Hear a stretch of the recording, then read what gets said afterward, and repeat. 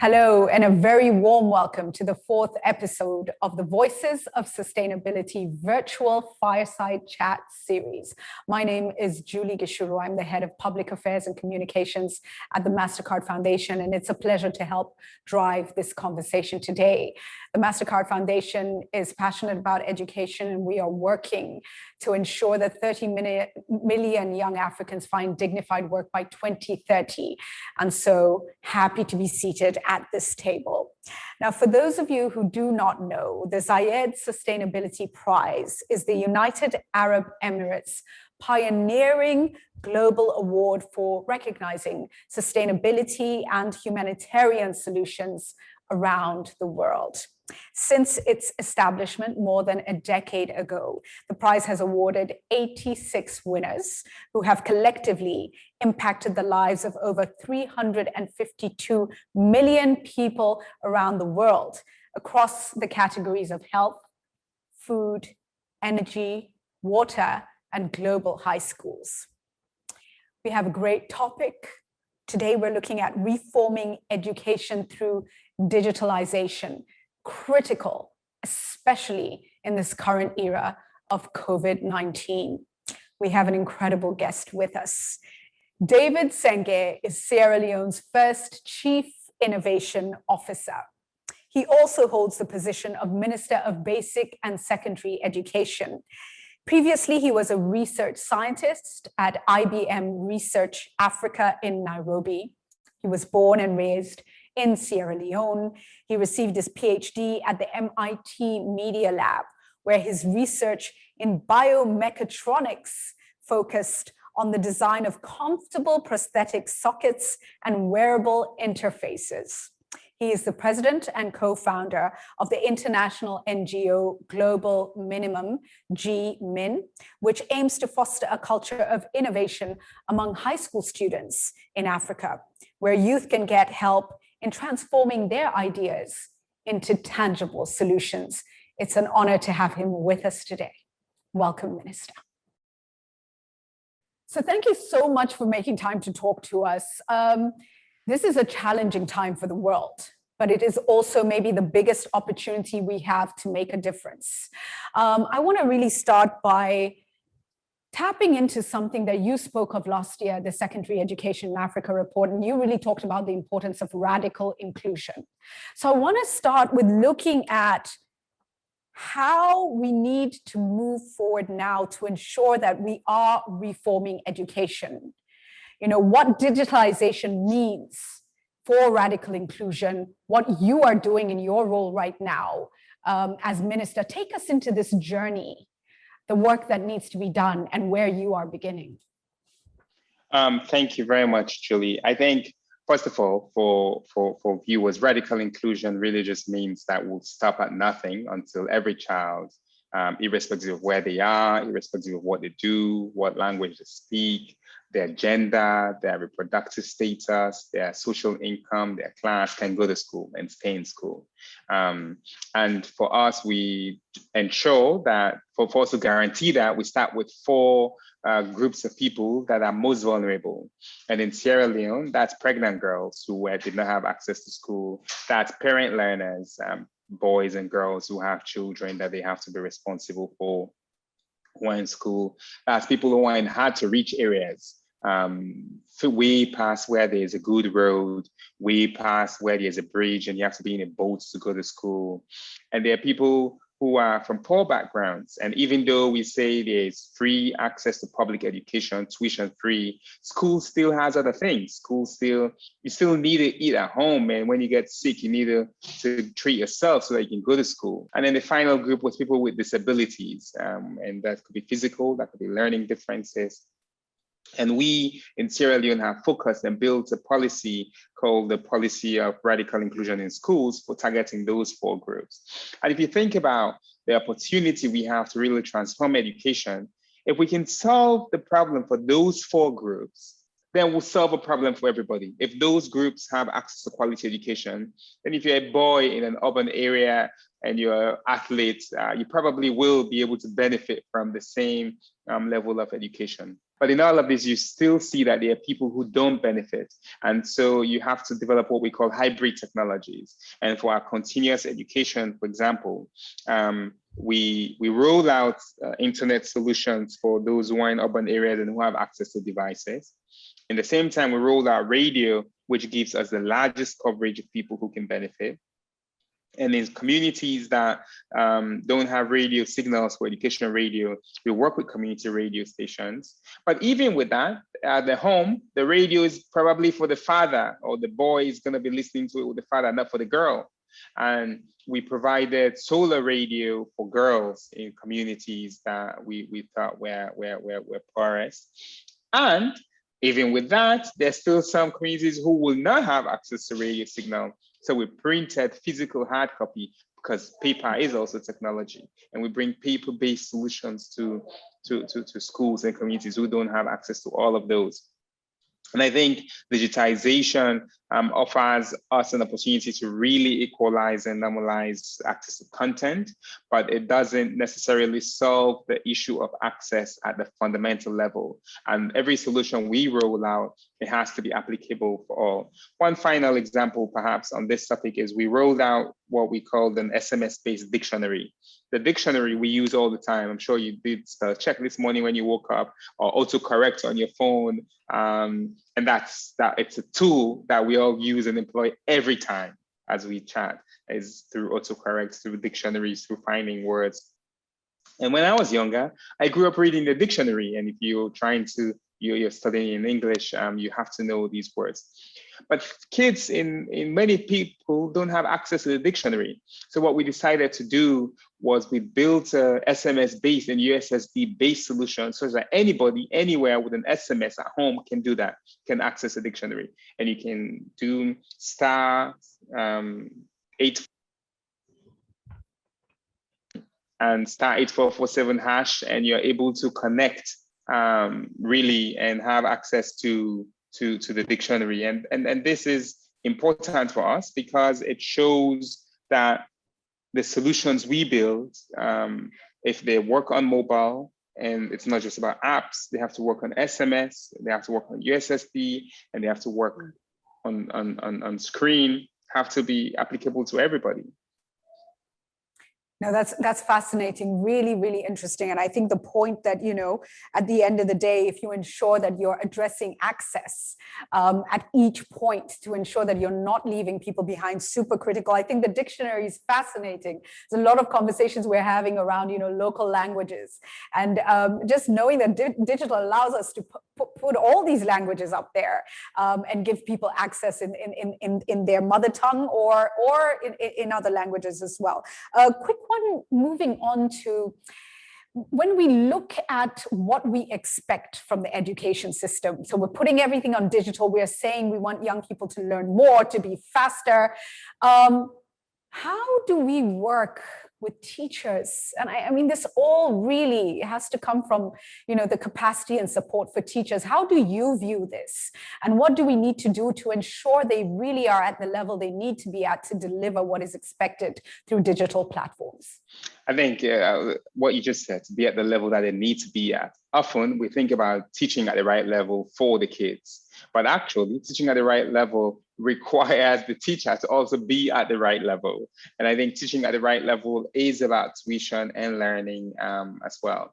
And you're right that it's not just about more people having access to content via digital, but you have a better opportunity to also tailor and teach at the right level or learn at the right level. But for that to happen, we need to have, and maybe there's this forces us to think about teachers in a different way. What's the role of a teacher? Is it like a guide, a mentor, a facilitator?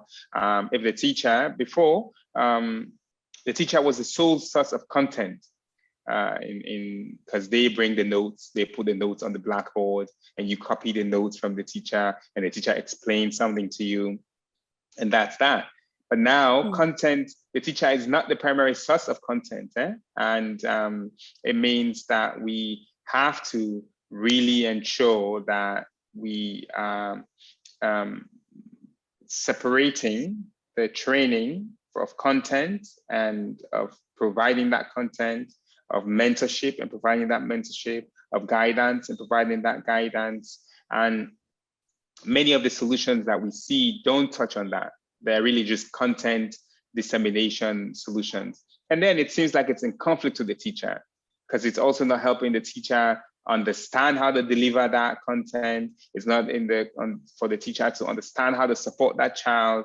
And the teacher feels like, they're just there to hold the device, as opposed to them being the source of the content.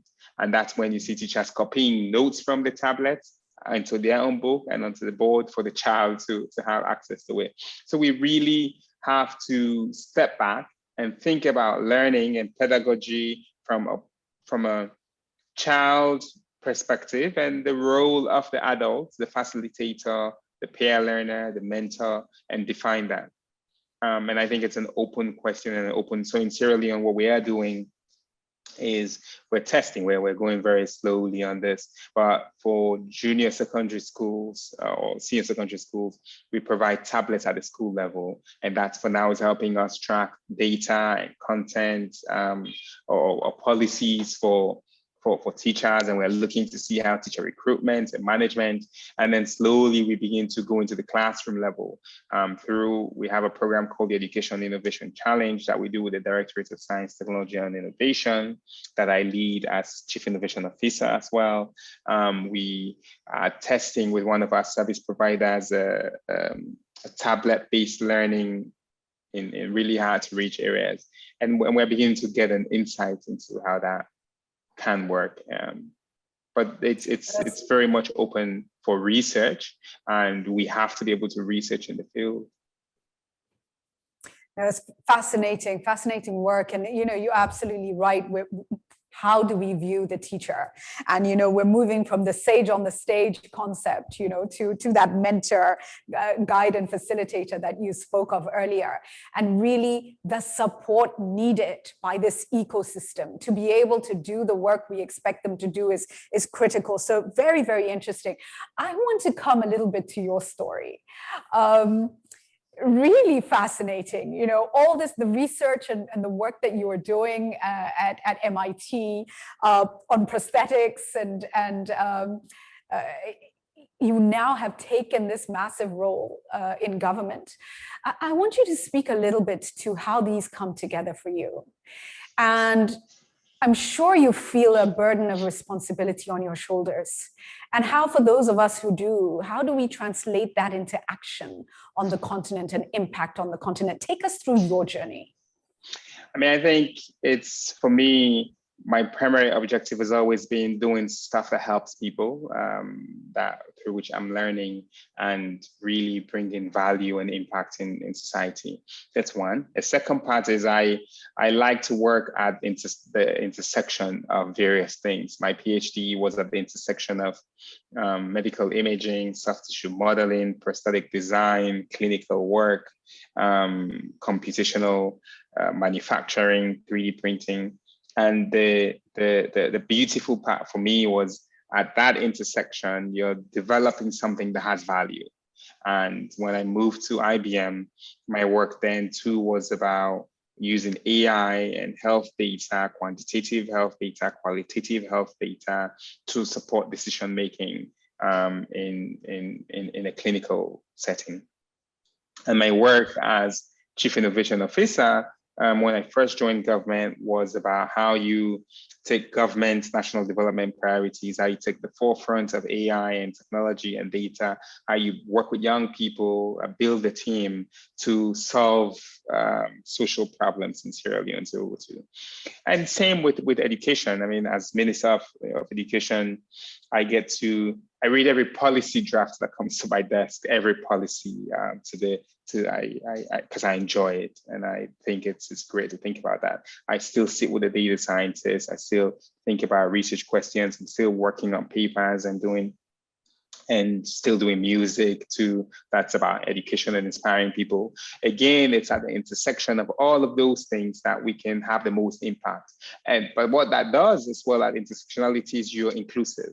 You are not just saying, oh, you young person who's not very good at school and who's creative, shame on you, boo, you're not doing well. Because if you're a musician and you're an artist, I work with musicians and artists as well. It's not like saying you cannot be doing this and be good. You cannot be playing football and be in school. You cannot be caring about climate change and care about school. It's that our priority is every young person should have access to quality education. And that's why what President Bio did in Sierra Leone to make access to education universally free really transformational. And you see that the biggest beneficiaries of that is girls in secondary school. And then if what is motivating you is to get girls in secondary school, add one more year and one more year and one more year to their learning, you're really thinking about national development. So for me, it is an enormous task and an enormous responsibility because I'm directly responsible for 30% of the population and 40% of the entire workforce in Sierra Leone are teachers, and 11,034 schools, 2.65 million, 2.69 million children. But you're doing it because it's laying a foundation for national development. It's fascinating. I just want to come to the idea of how we connect Africa's biggest challenges, it may be country agendas as well, to science and problem solving. And I know you've been working with young people to really make sure that their innovations, you're able to tap into that and empower them. But there's a wider conversation around how we ensure that we do align the continent's challenges to research, science, tech, and to digitalization. So maybe talk us a little bit through the important things that need to happen to put us all on one track towards ensuring, whether it's water, whether it's health, whether it's food, that we connect to our challenges and problem solve for the continent. I think the largest thing is political will. And if you don't have political will, you won't start. And that's at the highest level, the presidency, the ministerial, whoever.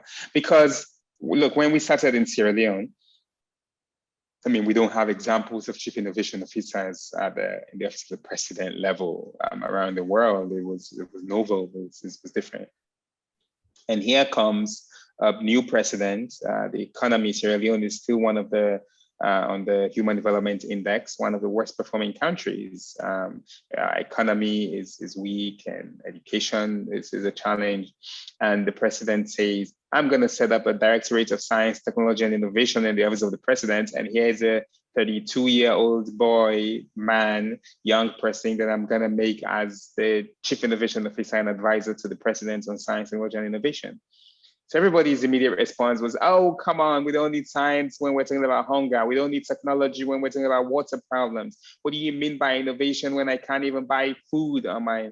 And I think if there wasn't the political will to say, to support me and to create the space for me to build a team of now some 60 young people who are developing solutions for mapping the set of entrepreneurs and ecosystem within the country, or young people who are developing the education innovation challenge, or those who are building apps to make it easy for pregnant women to have access to facilities, or analyzing the ambulance data to inform the Ministry of Health, or building solutions to make it easy for government entities to access money from the Ministry of Finance, or helping the Anti-Corruption Commission to investigate cases more easily, or a drone corridor in West Africa to help potentially transport drugs. These are all things that we're doing and are actively doing. It would not have been possible. And I think it's the political will is really important. And so one of the first things that we did when I became minister was to look at the curriculum and change the curriculum framework. So we have a basic education curriculum framework, a civic education curriculum framework, and now we're working on a senior secondary education curriculum framework and new syllabuses. And one of the things in that framework was what I call the 5 C's. Computational thinking, not just numeracy, because it's not just about 1 + 1, 2, is how do you do 1 + 1, tomato and potato, how does that lead to two vegetables that you're selling and how much money you're making? So computational thinking, how you think outside the box. The second one was comprehension. It's not just about literacy. You can read, but if you can't comprehend and use that to make a decision, it doesn't matter. The third one is critical thinking. How do you apply what you're learning from those things to be able to think critically, to understand the problems in your community and solve it? The fourth one is creativity. Once you've done that, how are you going to solve it? What are the things that you're going to apply? How are you going to be innovative? How are you going to be creative? And the fifth one is civics. All of this is to solve citizen problems and understand and build a society that is able to generate value and to be democratic and to follow these principles around globalization. So these 5 C's were fundamental and they're embedded in all across the syllabus. And that's what everybody in my ministry understands that and the think around that. I love that, the 5 C's, wonderful. I just, I have to pull on this thread of, how we disempower young people on this continent, because, you said some people say, this 32-year-old boy, and we do know, we hear those things, but how some people have this idea that young people cannot come into offices and make change and do the things they need to do is something that, we also need to address on the continent and really come out of that mindset. I think you've actually answered my next question, which was the role of governments, right? And you've kind of talked us through how Sierra Leone has seen this and taken a new approach. Who are some of the other stakeholders who need to step up? And what would you like to see some of them do? I think it's the largest stakeholder is the citizenry, and I think yes, the element, and maybe it's a difference in 34 and 32, but the way people view me these days is very different. But I think it's also just based on trust and based on delivery.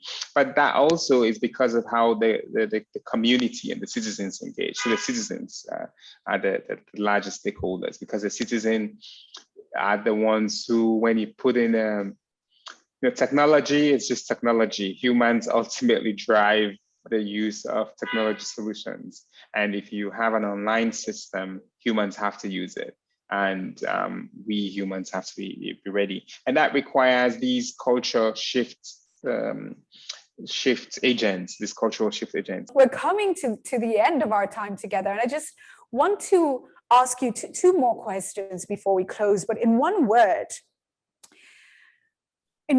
this is a tough one. How would you describe the future of sustainability, especially in such a difficult world, right? But what's that one word that would capture the future of sustainability for you? I think innovation, actually. And the reason why innovation captures the future of sustainability is we have to constantly be thinking outside the box and coming up with dynamic solutions for the world that will evolve based on the stuff that we've done. There are lots of things that we've done in the world to our earth and to our populations and to our climate that will happen in the future. And so the only way we will address those challenges in the future in a sustainable way, in an inclusive way, in a way that is not in a peaceful way and in a socially cohesive way, is if we deploy innovation, creativity, problem solving at the heart of how we face those issues into the future. Wow, innovation, amazing. I think it's very unique to find a person like you leading a ministry with your background and your passion also for young people and the work you were doing already with young people through your organization, G-Min. And maybe I would ask, when you look back, when you're an old man, if you're blessed with many, many years and you're sitting down and looking back on your life, and what would you have liked to have contributed to Sierra Leone, to Africa, and to the world? What impact would you like to have seen? I think I feel that already. I think one of the things that I've always lived my life about is that if I die tomorrow, I'm happy to have died. I'm happy for the life that I've lived until my death. whenever it comes. And I think it's because I feel that I'm not waiting to live my life, and the way I want to contribute to society is through action, and showing what's possible. And I think my biggest thing for me, and same for people who I look up to, is about, yesterday I shared on social media, what's the source of your light? Find the source of your light. And it really is identifying the source of your light and living it and pursuing it. And for me, it is in living freely and inspiring others. I am a proud clothing designer. I wear my clothes on major when I need to feel free and feel alive. I wear stuff that I design with my mom. I love my family and my kids, and I am proud, and I show off the ways in which I'm learning with my kids. And I'm a proud musician. And so if I sing with Yusun Du on a song on global education, I light up, and it's wonderful and it's fantastic. In the same way I sing with a young 19-year-old Sierra Leonean girl who's in university. I wear dreadlocks how I wear it because that's what I wanted to do, and that's what I feel like doing. I dress how I dress, and I think it's that society wants people to be a certain type of way, and unfortunately for society, I am choosing to live my life the way I want to live my life. While we can agree that what we all do should be to make life better, and I agree, and that's what I believe in, and that's what I will do and continue to do. But we don't all have to wear the same things, speak the same way, believe in the same things for us to do that. And it's in our diversity and our freedoms to express ourselves and our freedoms to act towards the products of helping other people that should drive us. So I want to have inspired many more young people who are activists, who are crazy, who are different in the world. Wow, Minister, I have to ask the question, is there anything you don't do? Maybe that's a question for another day. But that was amazing. Find your light, live in your light. And I think we're learning, every new day is a blessing. Each new breath is a blessing. It's been a blessing having you. Thank you very much for joining us. And I wish you safety and good health in these interesting times. Asante Thank you sana. very much. Thank you. Same to you. Thank you. Thank you all for being with us for this conversation. You can find it on the YouTube channel on your screen now. Take care.